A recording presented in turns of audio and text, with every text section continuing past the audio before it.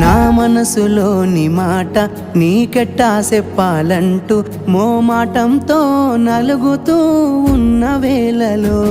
నీ సిగ్గు పాడుగాను సిన్నబోయి బోయి నేను చెప్పేసా దూరమైతావాని మనసులో మాట అమావాస్య చీకట్లోన సందమామల తెచ్చావే నా బతుకుల దీపాల పండుగ ఓడి అలిసిన నా గుండెకు గెలుపంటే నువ్వేగా ఆ సంబూరాన్నే రాయవోతే పల్లవి మన సంతోషాలే రాసెనే చరణాలవి నీకు కన్నీళ్ళెందుకే ఓ పిల్ల పల్లవి